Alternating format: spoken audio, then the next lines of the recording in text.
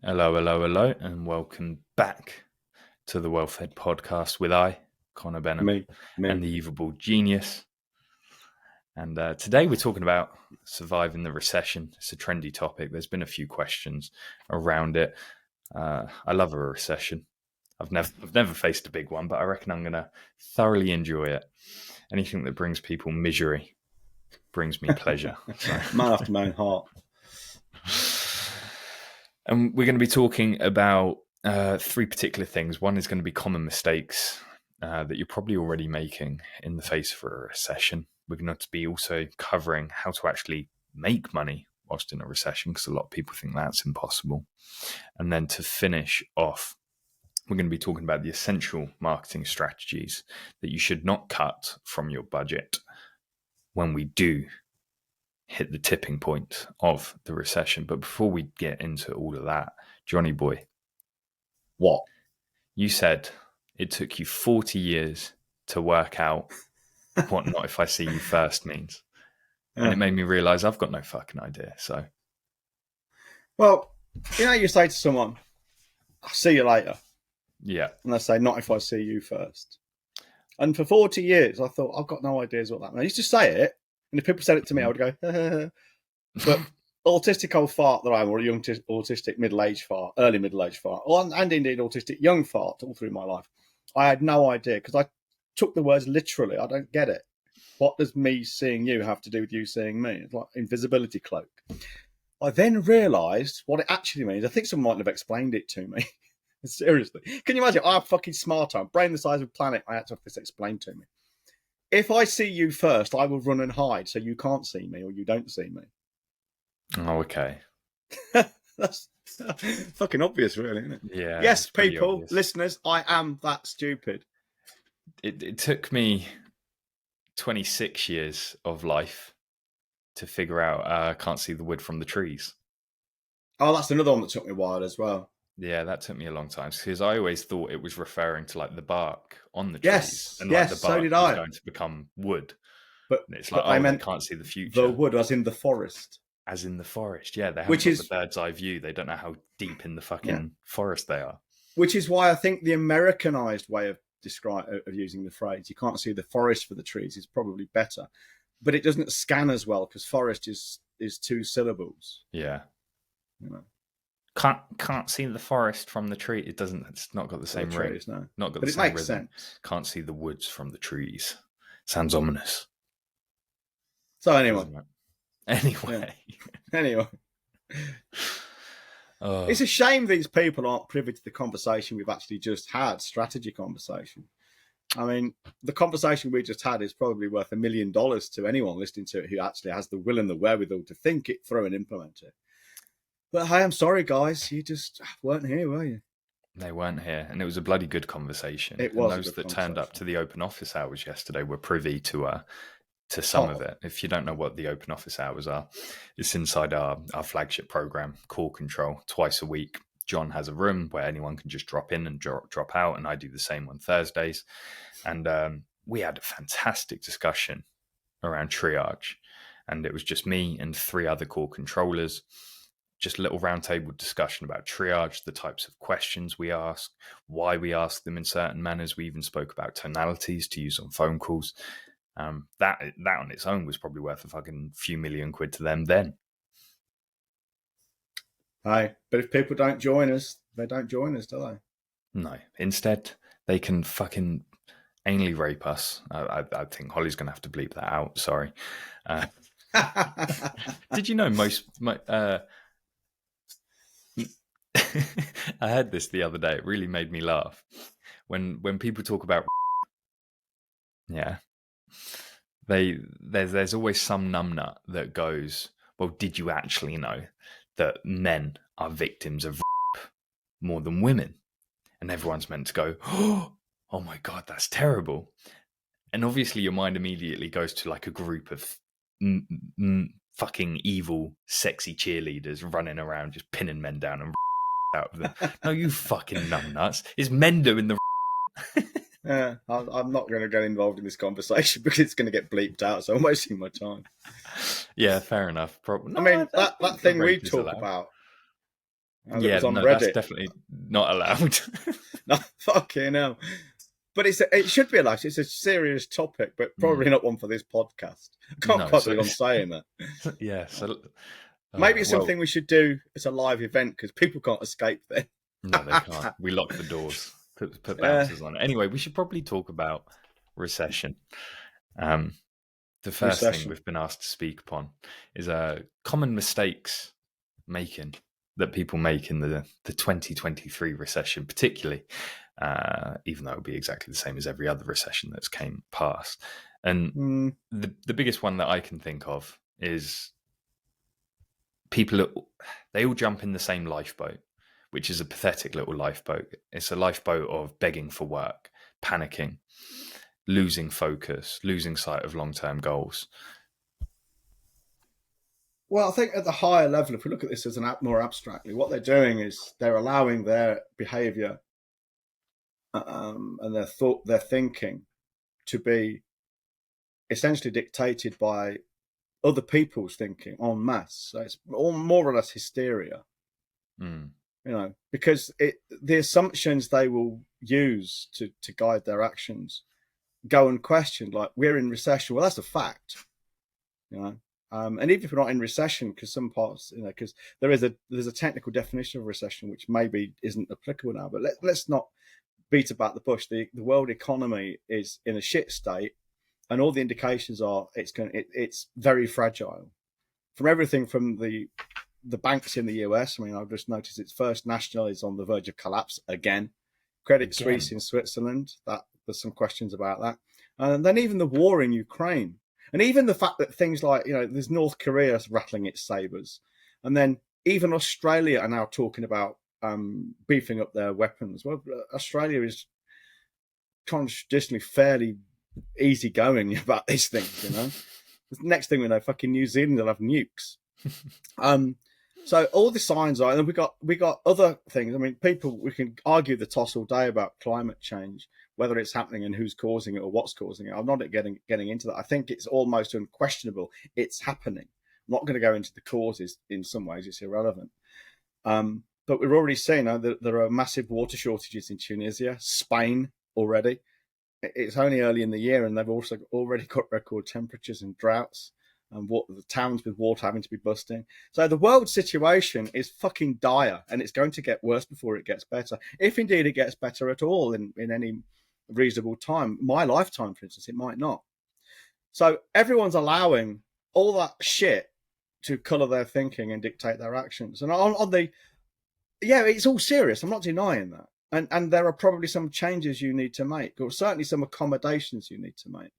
But to allow it to dictate your mood and all of your actions, lemming-like, is folly. I mean, I remember, again, I've run my business through, for 20 years. So what's that, 2-3 recessions or something? I don't know. And none of them were particularly important to me.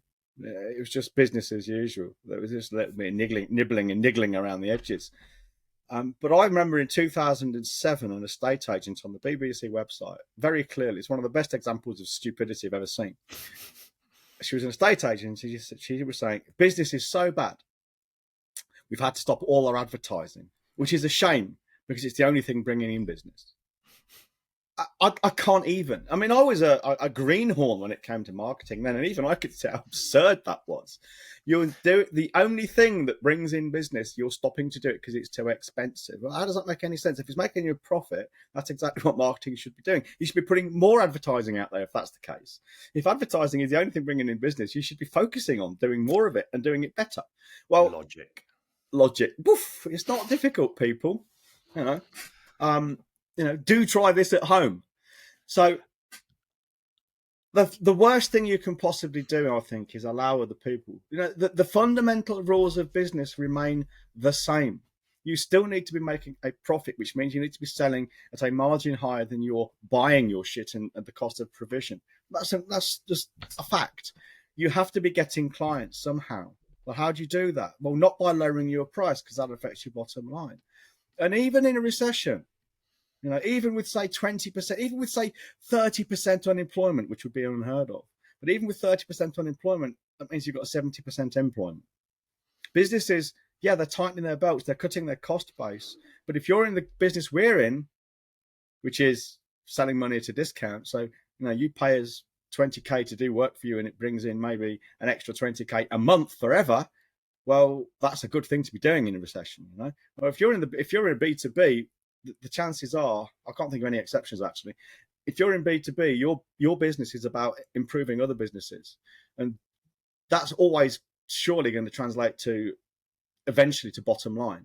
Mm-hmm. So you should be selling on that basis, not thinking about cutting their costs by lowering your prices. That's idiocy. Yeah, and there will be those who say we can't afford to invest because it's recession. Great, fine, we'll go somewhere else then. There will still be, I don't care who you are, because here's a good example for you. In this current climate, a lot of businesses are doing really badly, but some are doing really well. Well, the ones that are doing really well will have the money to spend with you. And if that means basically freeing up their time, making their operations more effective, more efficient, etc., then maybe you focus on them. So where's the work going to be now? Well, I'll tell you what, debt collectors will be busy right now. Mm-hmm. So are insolvency practices. Very busy. Now you might say, I don't want to work with those people. Fine. Remember the blame equation. Choices plus actions equal consequences. We've made more sales since the beginning of this year than we have in the previous 2-3 years, I guess. Yeah, not far off. Not far off. We had the best month ever. April has been the best month ever for sales for us, ever. Yeah. And the world economy has never been this bad since we've been in business. What, 3-4 years? Something? Yeah, 3-4 years we've been in business now. I was talking to a head teacher of all people, and I play football with him. He's an elderly gentleman, and he said to me, "How's that marketing thingy going on for you?" Or, looking down his nose, Mr. Head Teacher at a school of 2,000. He wasn't looking down his nose. He was looking up at me. He's smaller than me, and he's a nice guy, so I won't paint him like he's an arsehole. He just asked, how's business, essentially? And I went, yeah, it's going well. He went, really? I thought it'd be quite tough with the recession and everything. I went, no, we just had our best ever month. And he went, you must have done like a lot of branding or something then. I was like, no, we did not do a lot of branding. We just did a lot of fucking selling. He went, and what is it that you sell? Do you sell branding? Because that's all he thought marketing was branding. Well, that's a common mistake, isn't it? Yeah, I was like, no, we sell marketing that can be measured, so people actually stop wasting their money on things like branding, and help them build better sales processes and whatnot. And he was like, wow, that's amazing. I've got friends much older than you, and they're battening down the hatches, they're cutting prices, and they're looking for new people to work with because they're terrified of the recession. And he said, why are you so confident? And that kind of threw me, because it made me question myself for a second, like, shouldn't I be confident? So I said to him, well, why shouldn't I be confident? He said, well, everyone else is fearful. And I said, well, that's the exact reason I'm confident, because I like to look at what the majority do, because the majority are stupid and do the exact opposite. So if everyone's cutting marketing budgets, slowing down sales, trying to work with the bottom end of the market, my prices are going up. We're working with the top of the marketing, and I'm going to double down on our budgets. He was like, oh, you're brave. I was like, maybe, but I'm not stupid. See, this is the difference between leadership and followership. Yeah. I don't care what people say or think and how they react to this, because there's always going to be those people listening to it and go, yeah, big I am. We are leaders. And leadership, you have a lot of I would say, power. You have a lot of influence. You have a lot of control as a leader. But equally, you have a lot of responsibility to the people you lead. A good leader leads by assent, not by fear. We don't lead by fear. People follow us because they trust us. And they trust us because we have integrity, and we're confident. And the thing about leadership is, even if we were fearful, you would never know it. No, we'd never show it, because there would be no point. I mean, it might sound a bit strange to people, but there is literally no point, for instance, in me being fearful or angry or upset. So I don't bother. I choose my emotions. I just don't bother. There's no point. It's not a coincidence that two of the biggest growth spurts we've seen within our company, and people will point at us and call us fearmongers perhaps because of this, but I think it's just because we show strong leadership. We don't shake, we don't hesitate. But the two biggest periods of growth we've seen have been this month, when recession talk is non-stop, and also at the beginning of COVID. Yeah. Again, a time where people were uncertain and they were Afraid. worried.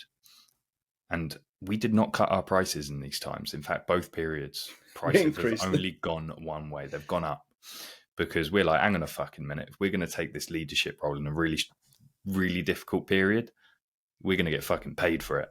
And we did. We stood at the forefront. We lead our troops into battle. And we even take on the mindset of, right, we're going to lead our market, whether they're paying us or not. We're going to ensure that if they're willing to help themselves, they'll have the tools to arm themselves with. And I think that's why we've been so attractive in these periods of unrest. Yeah. Leadership. I agree with you completely. Now, second thing I think, if people want to make more money, is this. Well, there are three activities I tell people to do when I start mentoring with them. And they're not negotiable. If they won't do these, I would just terminate the relationship because nothing else ever is going to work for them. So this is before we do any kind of sit down study on avatars or anything else. This is just, okay, thank you for your 5-figure submission to join my program. Here's what you're going to do in the next 30 days. Raise your prices, stop working for free, and get paid up front. Now, when I tell people to do those 3 things, they shit a brick. But hey, tough. They've just paid me a lot of money, so you ain't getting it back. So you might as well do it. And here's the thing. It might sound ridiculous to anyone listening to this, and it really is that simple, people. Okay? You just put your prices up. You just say bigger numbers. Use different words. Right? Stop working for free. Well, again, you use different words. If you want to know what words to use, get the book, The Well-Fed Freelancer. Yeah? You just offer, instead of jumping on a call for free, you say, yeah, happy to get on a call. It's a consultation. I charge £100 plus VAT, and you get your money back if I can't help you or we end up working together further. That's all you need to say, or words to that effect. And that will change your life. And the third thing, get paid up front, is you just use those words. Yeah, well, if we're going to work together, if you're going to do this, I'll send you the invoice. Once that's taken care of, we can start. We can book a time just to have a conversation and get this kicked off. It's just about words. So they're just 3 activities. They're not work. They're not. You don't have to create a whole new website. You just have to just say a few words differently. Those 3 things. They change lives within 30 days. I don't care if you believe me or not. It's a fact. And if you won't do it, they won't change your life. But if you do, they just might. That's really that simple. Another $1 million fucking tip there, Connor. Yeah. And it is that simple. It is that simple. That's it. It's really fucking childish. Almost too infantile.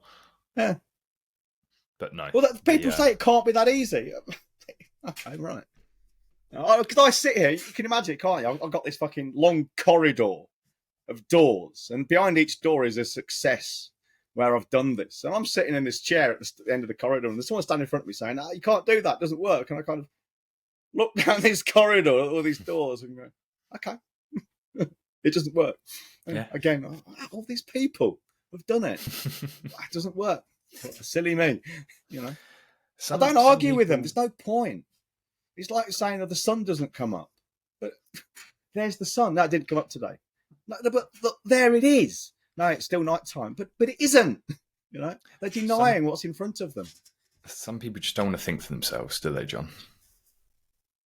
Well, no, but ironically, and here's a good point for everyone here. You will notice in your life the people who are most strident about saying they want to think for themselves are the ones who don't. You know, it's like these conspiracy theorists. They say things like, think for yourself, wake up, make your own mind up. And they keep saying it until you think like they do. Yeah, and then you've woken up. But yeah. You're not awake until you think like I do. Think for yourself as long as you think like me. Yeah, adopted a new set of beliefs. It's fucking crazy, man. It's what worries me about going into a terrible recession. You keep saying probably the worst recession that we'll ever have. Not ever, but that we've ever had compared to ones before. That's what you've been saying, isn't it?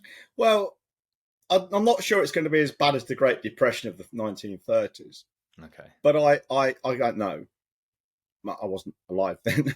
But I true. suspect it will be the worst one in modern times. And I think it will be different because it's not just an economic thing. I mean, there's a whole shitload of things that are forcing this on the economy. I mean, economies go up and down anyway, but often they go like the 2007 recession, 2008 recession. That was mostly because of economic factors. There wasn't really anything particularly dire going on in the world. But this time, and we had another one at the beginning of the 2000s after 9/11. Now, that was caused by the political turmoil. But this time, we've got a lot of things all driving the economy. There's external forces because it's not just instability in the economy itself, which is natural. Okay, we expect to see economies go up and down, but this is stuff externally, and it's stuff that can't be fixed or changed very quickly. War, famine, climate change. We've got an El Nino coming up. Expect to see record temperatures, wildfires in the UK, not in the UK, sorry, around Europe, Australia, America. There are going to be some terrible fucking wildfires again this year. Water shortages. So the stuff outside, external to COVID, the knock-on effects of COVID. China has only just fucking relaxed from COVID. But all these external factors are going to feed into an already unstable economy, I think. So yeah, it's going to be pretty fucking bad. And it will last a long time, I suspect. And when things are that bad and everyone feels like they're suffering and they're in it together, business owners feel like they too can suffer alongside their employed friends, their friends with businesses. So when they're asked how's business, they'll feel far more at liberty to be able to say, yeah, not great. Even if it's not true, just to fit in, because they don't want to be like, oh, I'm the only one that's doing well in this shit time. The minute a business owner, and I'm sure everyone listening to this that is a business owner, if you've ever admitted that business isn't doing too great to someone else, they immediately give you opinions every single time, especially if they're employees, because they tend to think that they can run business better than most business owners. They tend to think that they can run the company better than the boss that they work for example. It's extremely common. So then they start giving you the advice. And the advice 9 times out of 10 is, well, if you're not making enough sales, just cut your prices. That's always the common wisdom when a business owner says, yeah, I'm struggling a little bit, and they share that with their friends. But just drop your prices, win a little bit more work. That is the worst thing Pretty much you could do. The worst thing. Do not put yourself in that same pauper boat full of people with the plague that are begging for work, cutting prices, thinking that they'll be able to make it up with volume. No, with volume. I covered this in detail on the training yesterday on the Challenge Buster, and it will be on the replay video, which will be going out, I guess, in the next week or so. And here's the fact: if you've got a 35% markup, all right, and you cut your price by just 10%, well, you decrease your profits by about 40%, 38.6%. And then you think, well, I'll just make it, I'll work harder. Well, once you've factored in the variable cost of sales and stuff, to do the same amount of money, so to do the same amount of profit, to make the same amount, you've got to increase your workload by 1.8. So that's roughly twice. You've got to work almost twice as hard to make the same amount of money you're already not happy with. Well, simple question. Are you actually prepared to do that? Do you want to do that? Bearing in mind you're not happy as it is, do you want to work even harder for the same amount of money? Actions plus choices equals consequences. There's no right and wrong here. That's just a question I always ask people. But if you say yes, then fine, go at it, have at it. But if you're not, well, then you have to do something else. You probably don't want to work harder. So that means charging more money. There's only 2 ways to do it, really. You either make more money over a longer period of time by doing more work, or you make more money by working, the same amount of time, but that means you've got to put your prices up or cut costs. Well, cutting costs, there's nothing inherently wrong with cutting costs, and I think a lot of business owners would do well to do so. But you've got to be careful because, one, it's hard because your cost base is rising at the moment. Inflation, 10.7%. In the last month, I believe, March 2023. Things like electricity and gas rising even faster. So cutting your costs is hard because often, never mind the commodities, but if you've got services working for you, say you've got cleaners and you've got office staff and things. Well, their costs are rising too. So you can't offer them less because they can't afford to do it. You put them out of business, and it's going to clean your office. So the only way forward really is to put your price up. That's the easiest way. Now that may involve selling a bit more effort in selling. It may require you to change your target market slightly. It may require you to talk about what you're selling differently too. It may require a drastic change in your approach to selling and marketing. These are all possible. But for most of us, you can get away with putting your prices up by 10, 20, 30% without anyone blinking. And that's what I suggest everybody does. Almost no one will. Right? People will say now, I'll tell you right now, people listening to this will say, yeah, that's okay for you and other businesses, but we're different. We can't put our prices up because. Well, my question, if you think that, right, my question to you is this. Are you the most expensive seller of what you sell in your market? Well, I've asked this question of dozens, scores, possibly hundreds of business owners over the years. I've never had anyone say yes. Most say, well, we're up there among the highest, some of them. Most say we're about top middle. Well, if there's even one business selling to your market, your thing, equivalent, like for like, selling a higher price than you, that proves without any doubt whatsoever, incontrovertible proof that the market will sustain a higher price because those fuckers are getting it. Please understand this, all right? You know, no one would pay $18,000 for a day's consulting. I did. You know, no one would pay me £12,500 for consulting. They did. They do. Don't join the race to the bottom. Just whatever you. Well, Dan Kennedy said, there is no strategic benefit in being the cheapest person on the market. And there's no strategic benefit for being the same price as everyone else. So the only strategic benefit is to be the highest price in the market. That takes some understanding if you're not au fait with this, but trust me, it's right. Absolutely, it's right. In fact, I'll read you the exact quote while we're in a minute, because I've got Readwise. Hey, yeah, have you downloaded it? I have, and I've kind of started setting. I'm on the month's free trial to see if it suits me. It's pretty good so far. I just want it for highlighting Kindle books and then just being able to click the book and read all of my highlights. That's right. You ready? Yeah, I'm ready.